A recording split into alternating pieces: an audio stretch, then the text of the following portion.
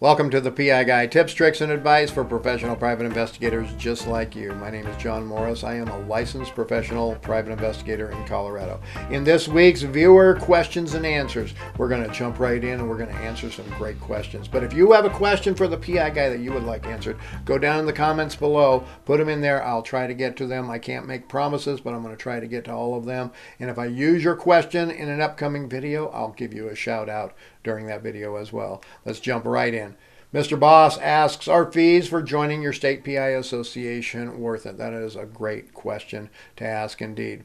Many people ask me this question, and I'm going to give you, well, it's going to be a long answer, so just bear with me here. Everything that you do to invest in your business is going to give you the ROI or the return on that investment comparative to what you put into it. So if you invest in joining your state PI association, if all you do is pay the dues and set up your profile on the web page, and you expect the next day your phone to be ringing off the hook, you're going to be sorely disappointed. You'd be better off just saving your money for something else. Go out, take your wife to a nice dinner, do something like that. Save it for another marketing. Do not waste it on a PI association. If you are going to join a PI association and you are going to do what it takes to make that investment work for you, then it will pay back in dividends. I'll give you a really good example. I joined my state PI association, the PPIAC, Professional Private Investigators Association of Colorado, a long time ago. And when I joined, I said to myself, I am going to do everything that I can to make this investment work for me in my business. I went to every monthly meeting that I could. I went to every training event. I shook a lot of hands with a lot of people, and I passed out a lot of business cards. Did I start getting phone calls immediately? No, I didn't. But over time, the investment started to pay back because it was a timely investment. I also got involved on committees and on the board of the directors for the association. When you start doing that, now you're getting your name out there even more. You are investing in the association, and the association will then be able to invest and give you more back. They're not going to give you anything directly, but your name's going to be out there a lot more. Most state association annual fees are going to be somewhere between $100 and $250 a year. Just keep that in mind. But it is an investment that is well worth it to me if you are going to do what it takes to make that investment turn around and work for you. If you're not going to go to the meetings, if you're not going to go to the trainings, if you're not going to go out there and network, then just save your money, put that into some other marketing venture.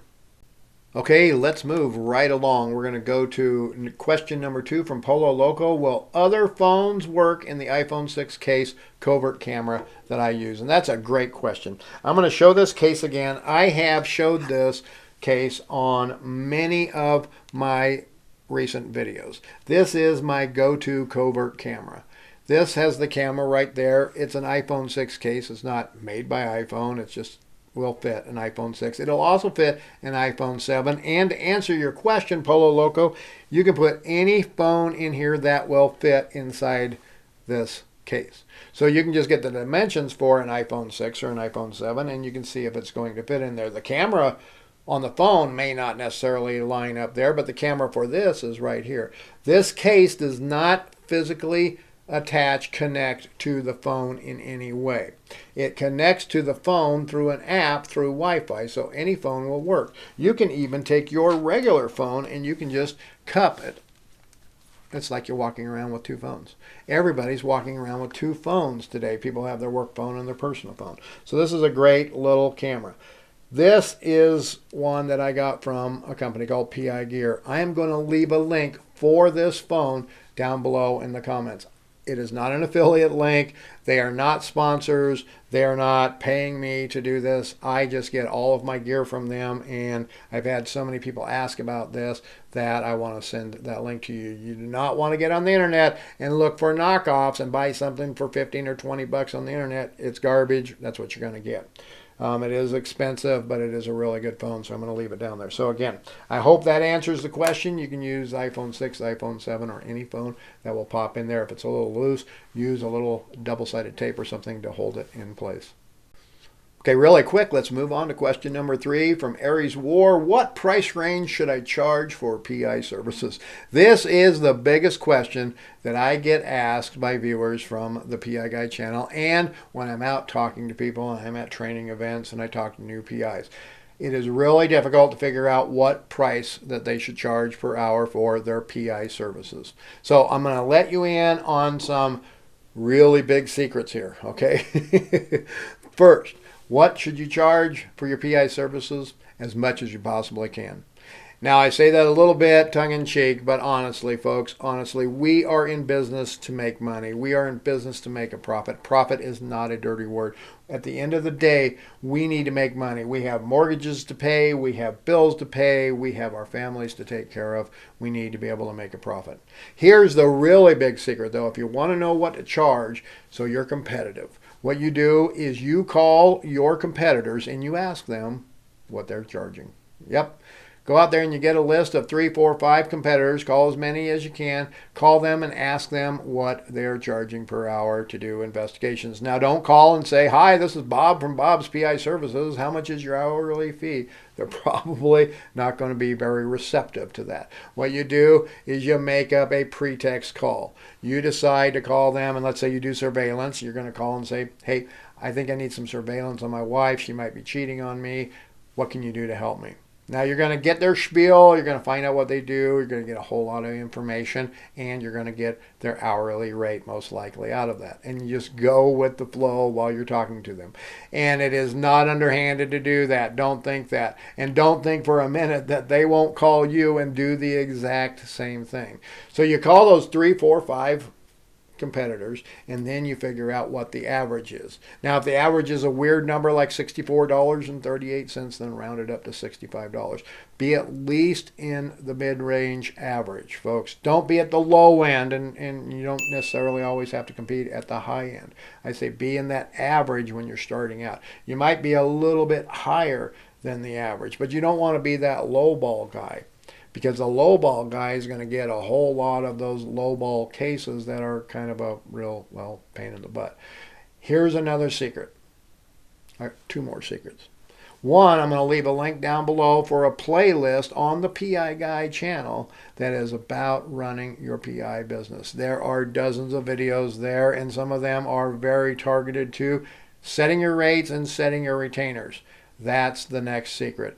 Don't sell by the hour, sell by the job, sell by the retainer. So I'm going to leave a link down below for some of those videos for you to check out. I hope that helps, Aries War. I hope that helps everybody out there. Okay, we are moving along at lightning speed here. Question number 4, Christopher Yomano asks, how do I transfer date and time stamp into my video? Another huge, huge question to be sure. Now, when I started, video cameras weren't the same as they were a long time ago. When I started, when you flipped this open and you played back your video on most cameras that had date time stamp, you could set it so the date time stamp played right here on the screen. And if it did that, in most cases, what you would do is you would use another device that you would plug your camera into, and then plug that device into your computer, and then run it into special software, play back all of your video, and it would embed that date time stamp right onto the video. It was very nice. It was also very much a pain in the butt. If you had 2.5 hours of video, you had to play back 2.5 hours of video to your computer to get the date time stamp on all of it. And if your computer locked up, or if your computer rebooted randomly on its own, and those of you that remember those days know that things like that happened, well, it wasn't very much fun because you had to start the process all over.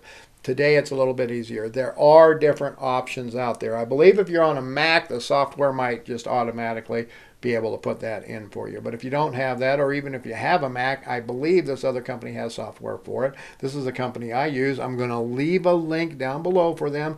They are not a sponsor. They are not paying for this. This is not an affiliate link. I don't get anything for it. But this is a company that I use their software. It's called IVE, Investigation Video Editor.